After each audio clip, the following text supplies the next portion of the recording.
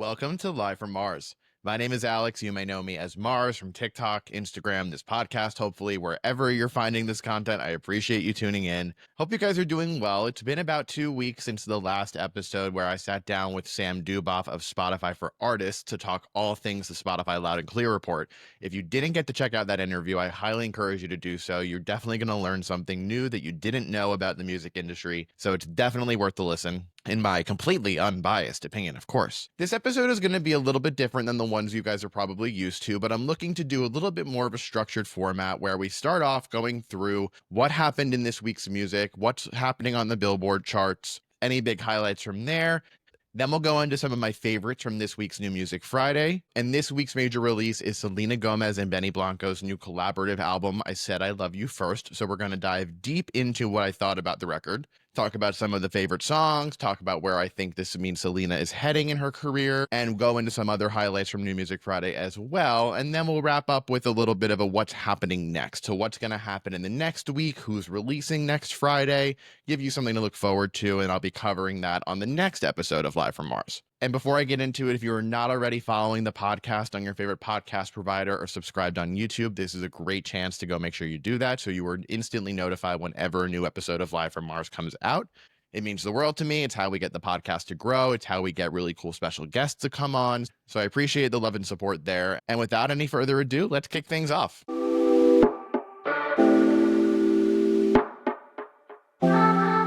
Let's kick things off with a little bit of a personal update. We are at 99,000 followers on TikTok, and hitting 100,000 on TikTok has been my goal pretty much since I started creating content. My original goal was to hit 5,000 followers, and that was actually the very first time I ever showed my face on TikTok. I posted probably for a good year, maybe a little bit more, without ever showing my face, and I was just afraid of, internet security and being so publicly out there about my music taste, and that is literally the stupidest thing in hindsight now because I can't imagine now being behind the camera. But once I hit 5K, then the next goal was 25K and then 50K and then 75, and now we're almost at 100.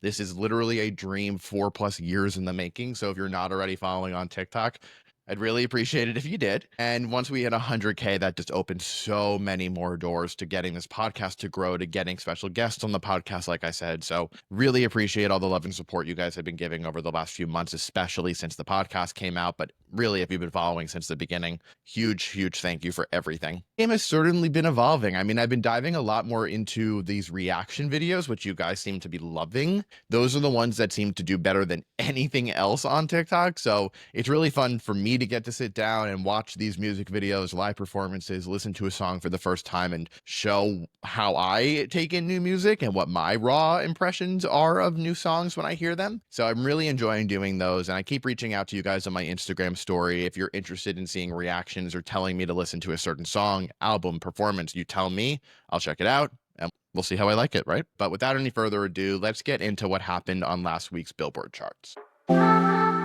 So let's go through the top 5 songs on this most recent week's Billboard Hot 100. In case you're not familiar, the Billboard Hot 100 is essentially a chart that tracks the biggest songs in America. And it's taking into consideration streaming numbers, purchases on iTunes, and physical copies of albums and singles, and brings it all together to show what the current landscape of music looks like from a popularity lens in the United States. Number 1 on the Billboard charts is Luther by Kendrick Lamar and SZA. Luther has been a highlight of Kendrick's latest album, GNX, that dropped back in November 2024, right around Thanksgiving time. And then once they performed it together at the Super Bowl, it's just completely gone up and landed at number 1 since then. So really exciting to see Kendrick and SZA having this moment, especially as they're gearing up for their co-headlining stadium tour this year. And this is not the only Kendrick appearance in the top 5. He is also at number 3 with Not Like Us, the huge, infamous number 1 hit Drake major diss track that also was performed at the Super Bowl. And then number 5 is TV Off, also off of Kendrick's album GNX.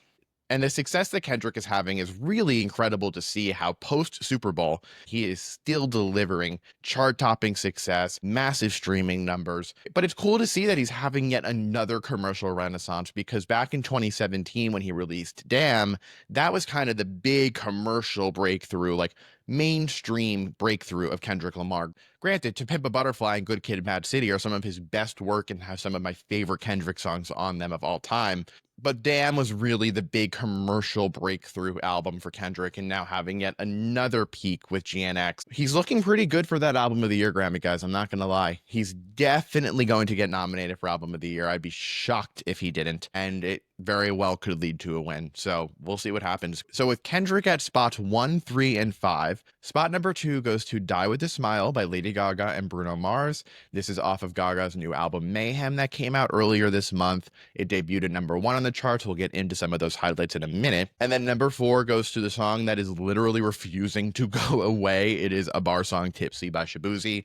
This song has pretty much been on the charts for a year now. It doesn't seem like it's going anywhere. I'm surprised that it's still in the top 5. We'll see if Shaboozey can continue to recapture this flame with additional new music coming out, I expect, this year. And moving over to the Billboard 200 chart, which tracks album performance, Lady Gaga's Mayhem debuts at number 1 on the Billboard 200 with 219,000 equivalent album units. And when I say equivalent album units, because music has changed so much over the last 20 years, it's not saying that Lady Gaga sold 219,000 copies of her album. The equivalent album units metric takes into consideration a variety of different consumption forms, coming from actual physical CD and vinyl and cassette sales, iTunes and digital purchases, web store purchases, all of that of the album, and then streaming. So Lady Gaga's Mayhem debuted at number 1, the biggest female debut so far in 2025. I don't think Gaga is going to end 2025 with this title, given I expect Taylor Swift to be coming back around with another Taylor's version. But it's incredibly exciting for Gaga. This is her 7th career number 1 album. She ties Janet Jackson to have the 5th most number 1 albums of all time on the Billboard charts. And for context, Taylor Swift leads that number with 14 number 1 albums, followed by Barbra Streisand with 11, Madonna with 9, and Beyonce with 8.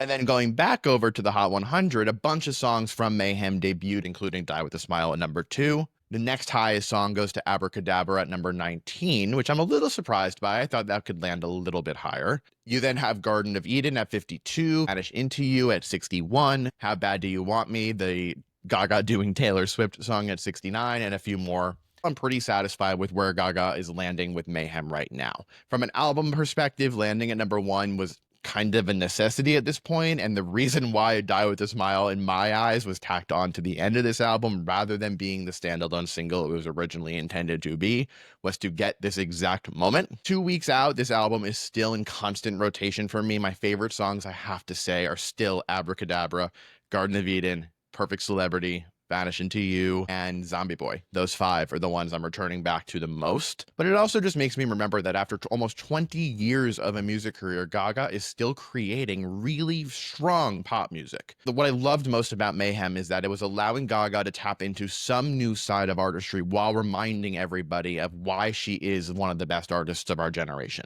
Songs like Disease and Abracadabra remind me so much of her earlier work, including The Fame Monster and Born This Way, while adding a little bit of a sense of newness into it, with the production leaning a little bit more grunge, a little bit more industrial. And then pretty much after Perfect Celebrity, which is track 4 on the album, it turns into a very wide open 80s, 70s disco funk infused feel good pop record. And on one hand, it completely contradicts the visual aesthetic and the title of Mayhem, in my opinion. But on the other hand, it's just really good, strong pop music that has such killer hooks, great writing, aside from the beast.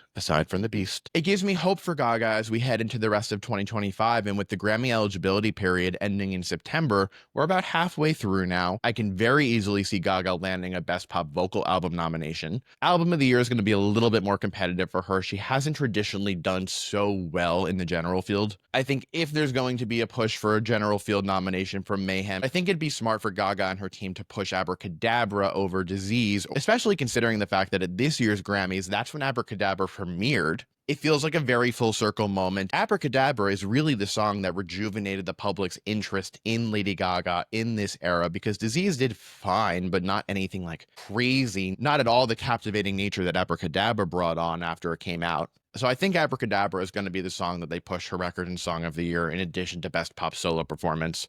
But that is Mayhem, and that is our Billboard Chart Rewind. And without any further ado, let's get into this week's New Music Friday highlights. All right, so this week's New Music Friday was really anchored by the Selena Gomez and Benny Blanco album, I Said I Love You First.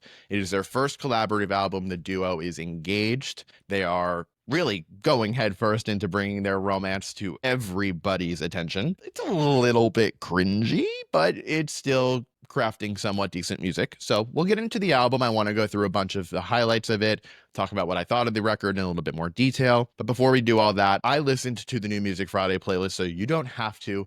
These were 3 songs that I want you to check out because I think you're really going to like them. First up is Jack Harlow and Doja Cat's new collaboration called Just Us. Now, there has been a lot of rumors going around that the two of them are actually in a relationship, and now they are bringing their musical connections together. It brings a lot of NSFW energy, and the music video for this jam-packed a ton of celebrities, which I was not expecting at all.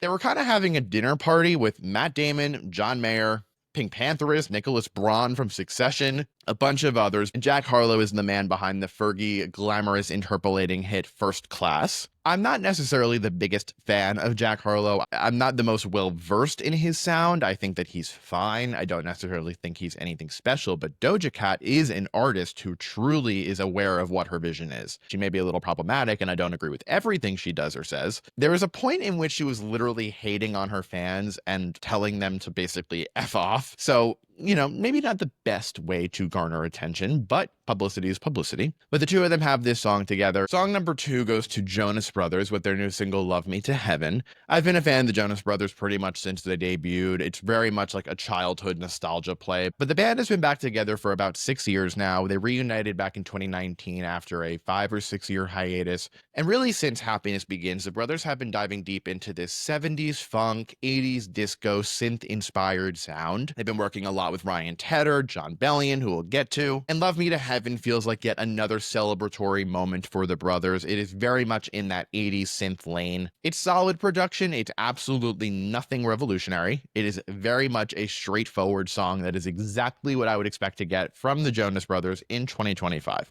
But this song was released in tandem with their Jonas Con convention that is happening at the American Dream Mall out in New Jersey. They're essentially turning the mall into a Jonas Brothers convention. This is all happening while Nick is now on Broadway doing The Last 5 Years. And Joe, who I actually have been enjoying his solo music more than anything the brothers have done together or Nick's music for the last 5 years. Joe's solo project, I don't know what is happening with that.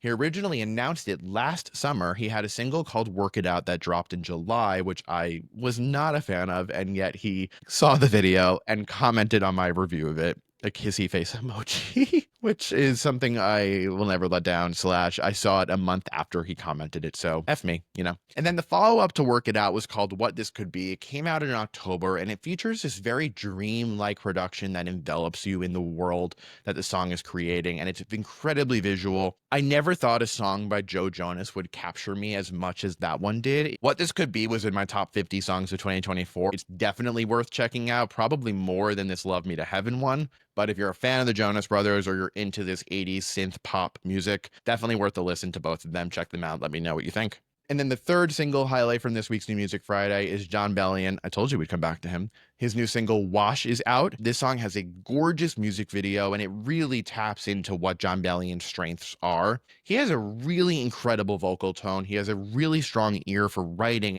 taking the production and using it to warp his voice in different ways, and it really feels like you're listening to something moving the boundaries of pop music forward. I love the instrumentation on the back half of this one, and if you're not familiar with Jon's discography, I actually wrote down my favorite songs from each of his last few albums for you to check out. His 2014 album called The Definition was like the soundtrack to my freshman year of college. The songs Money Right and Human are so good. The Human Condition, which is actually right here because I was spinning it on my record player the other day, that is the album that has the massive hit All Time Low, which you probably know and don't even know it's by Jon. Also on that album are Overwhelming and Guillotine. Guillotine is my favorite Jon song ever. And then on Glory Sound Prep, I recommend you check out JT.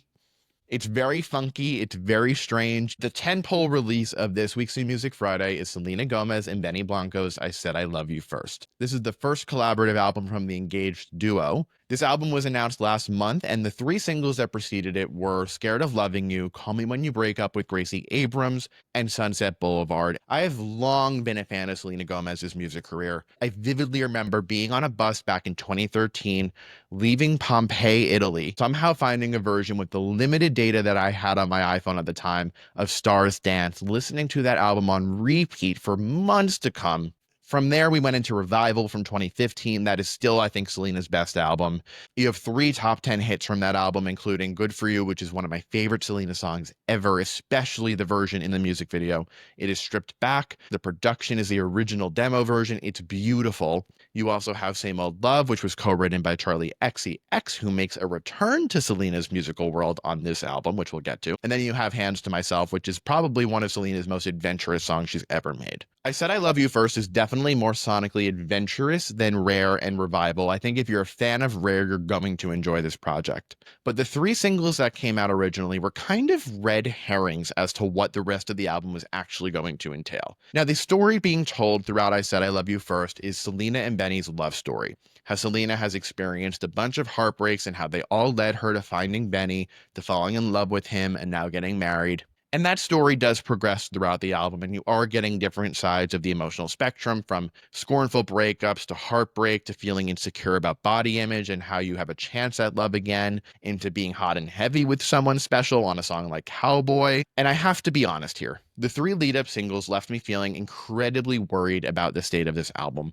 The 3 singles felt a little half-baked, especially considering how short Scared of Loving You is. It's a beautiful acoustic song, but it isn't necessarily a lead single from this project. Call Me When You Break Up is such a classic 2020s type of pop song. I was actually surprised by how well Selena and Gracie's vocals came together, but the song itself is so short. As soon as you're really getting into it, you snap your fingers and it's over. It felt a little ringtone-esque. Sunset Boulevard I thought was a little too gimmicky. I thought the chorus had potential, but that pre-chorus is just not it, where she is screaming big, hard. It's not it at all. Vocal production was also something that concerned me. I thought Selena's vocals were a little fuzzy sounding, and it was surprising considering her fiance is the guy at the wheel here handling production, so that was a little weird to me, and it honestly wasn't resolved on the rest of the album. But even with these 3 pre-release singles kind of serving as red herrings for what you're going to get on the rest of the record, I actually enjoyed this album a lot more than I thought I would. I think the strongest part of this album is the 5-track run from Ojos Triste into Bluest Flame. Ojos Triste is a song that is featuring the Marias, actually, which I was not expecting at all. It very much sounds like a Marias song that Selena is on, but the soundscape being created with this underwater sounding production, which is so at home for the Marias, really worked for Selena, so I'm interested in seeing more of this. Don't Wanna Cry is just your classic 80s synth pop song. It's very much in the vein of The Weeknd, who is one of Selena Gomez's ex-boyfriends. And I really enjoyed this one because I liked how it was a little bit dark over production. And then the outro of the song actually turns into this whole disco break, which I really enjoyed. It was unexpected and I felt like it really worked. Cowboy is a song that's getting a lot of attention. It is Selena right back in her world of Good For You, which she actually said is this album's version of Good For You. But I want to actually throw a curveball here. Cowboy to me screams way more like Selena's one-off single Fetish than it does Good For You for me. I'm happy that Selena felt confident enough to create a song as sensual as Cowboy is. The writing is just not it. It's not it.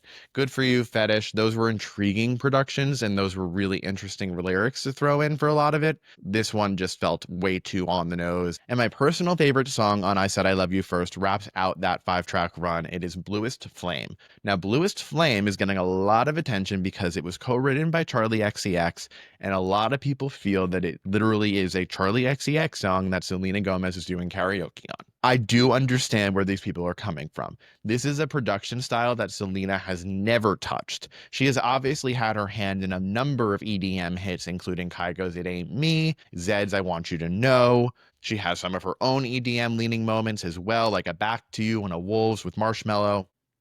But the reason why I like this so much for her is because it's not like anything Selena has ever done, and this style of production works so well for an artist like Selena. And let me explain that a little bit further. Charlie XCX had one of the biggest years in music in 2024, one of the biggest years in music in recent history because of how massive a cult following turned Brat into an album of the year. And the whole message behind Brat was just being authentically messy, not giving a single shit about what anyone thinks, not caring about being perfectly filtered on the internet. Charli's musical sound has become so synonymous with like Euro trash and dance house music that's messy and glitchy and should not work, but it does. The key components of a Charli song in 2024 or 2025 are crazy out of the box production, super glitchy, EDM dance heavy, incredibly processed and auto-tuned vocal treatments, efficient songwriting that isn't going so deep into metaphors. It kind of reads as a giant run-on sentence where you're just spilling your thoughts out just authentically and cleanly rather than twisting different meanings around and having hidden Easter eggs throughout everything. It's very much just like, here it is on a platter. And Charli herself doesn't necessarily have an incredible voice. Neither does Selena. Both of them have voices that are not going to be belting out songs like an Adele or like a Christina Aguilera or a Beyonce. Neither one of them are songwriters in the way that Taylor Swift is a songwriter or Lana Del Rey, where they're crafting such visual stories with their lyrics and colorful imagery and everything running rampant in your mind. Why this style of production works so well for Charli and why it works so well for Selena on Bluest Flame, in my opinion, is because it's not about the vocals. It's about the feeling of the song. From a production angle on Bluest Flame, I really liked how there was this back and forth contrast between these orchestral strings that start off in the beginning of the song and then how glitchy and computer processed the vocals are and the rest of the production, where it completely devolves into a full-on club song by the end of it. An incredible energy boost at this point. This is track 8. So I definitely recommend you check this one out. This is the one that I've been going back to more than any other. And ultimately, I think that's because it's unlike anything I've heard from Selena Gomez in her musical career at this point. And that's how I'm kind of approaching music from all of my favorite artists this year and last year. After so many years of hearing artists define a very clear-cut sound where you know exactly what you're going to get from a Taylor Swift song, or you know exactly what an Adele song is going to sound like. The songs that I'm enjoying most from my favorite artists are the ones where they're trying something brand new, and whether it lands or not, that's up to the individual person, but at least they're taking the charge to be creatively unique. And that right there is the issue that I have with I Said I Love You First. Very rarely on the album does it feel like Selena is taking a bold artistic risk. Bluest Flame definitely is one for her. I give her that. A lot of the songs on I Said I Love You First sometimes feel like they're Selena doing another artist. There are at least 2 songs, maybe 3 on I Said I Love You First that are directly taken from the Lana Del Rey canon. Younger and Hotter Than Me, How Does It Feel to Be Forgotten, and You Said You Were Sorry. All of them sound so Lana Del Rey. I saw someone actually say they sound very Addison Rae, which is literally still Lana. But the issue that I'm having with I Said I Love You First, that I've seen a lot of you also talking about, is that back in 2016, 2017, Selena had this quote droplet era, where she would release a single here and there. They never ended up leading to a full album, but these songs were some of the most creatively adventurous moments throughout her entire discography. 2017, you get Bad Liar, which is still to this day her best song. Bad Liar interpolates the bass line from Talking Heads' Psycho Killer. It was such an interesting left turn for Selena. The songwriting on Bad Liar is very Julia Michaels coded, fitting a bunch of syllables into a run-on sentence, phrasing you would never expect to hear in a pop song, but it works so well. A production that really suited Selena's vocal tone. Then you have a song like Fetish, which is definitely in my top 3 Selena songs of all time. You also had the dance songs like Wolves and Back to You. And this period of time in Selena Gomez's musical career felt like she had foregone any kind of artistic boundary she had set for herself. She felt confident enough to make a song like Bad Liar, a song like Fetish that were so different from not only anything she had made, but from the sound of top 40 radio at that point, from what was a guaranteed #1 hit on the Billboard charts. These were avant-garde-esque pop music. And the issue that I have with I Said I Love You First is you know that Selena is capable of that kind of sound because she's proven she can do it and do it really well. On this album, it's again a little bit more of the safer pop music. It's frustrating because you know that she's capable of having this true vision for her artistry, but she's not choosing to tap into it. And I really think a major reason behind that is her confidence was just rocked over the last few years. Performing at the AMAs back in 2019 seemed to have taken a major toll mentally, since that performance was not so great. After so many years of people hating on her and saying that her voice is bad, that she can't sing, that her music is trash, clearly she does not have the confidence that she once had, but this is the project that they chose to make. This is what they felt comfortable making. It's a good pop album. Is this going to be my album of the year? No. Is this going to be an album that I return to 3 months from now and have sitting on my record player consistently? No. But if you're looking for just accessible, clear pop music, this is a good album for you to check out. I'm recommending 2 songs for you to check out of that 5-track run. The 2 favorites I'm returning to the most so far are Don't Wanna Cry, the one that feels very revival era with that disco outro, and Blue is Flame. And those are my highlights of this week's New Music Friday. Let me know if I forgot anything that you're like, Alex, you need to check out because I don't know how you missed it. Drop a comment, let me know. And before we close out, let's look at the future on Mars. What's coming up next in the world of pop music? Because it's going to be a very interesting week ahead of us. I have a good feeling about it. An album that is confirmed to be coming this Friday, March 28th, is the deluxe edition of Eternal Sunshine by Ariana Grande called Brighter Days Ahead. And this is everything you need to know about Brighter Days Ahead. Ready? This is the deluxe edition of Eternal Sunshine, which came out in March 2024, so we're actually just past the year anniversary of the album. This is an album that I am still consistently returning to, and granted, it did not make nearly enough noise. There are so many people who may not even know this album exists outside of We Can't Be Friends and Yes and, if that. There are so many strong songs here. I think The Boy Is Mine is one of the best songs Ariana has ever made. The title track is so beautiful. She's been teasing this deluxe edition pretty much since Eternal Sunshine came out. She had a slightly deluxe version of the album, including remixes of Yes and with Mariah Carey, Supernatural with Troye Sivan.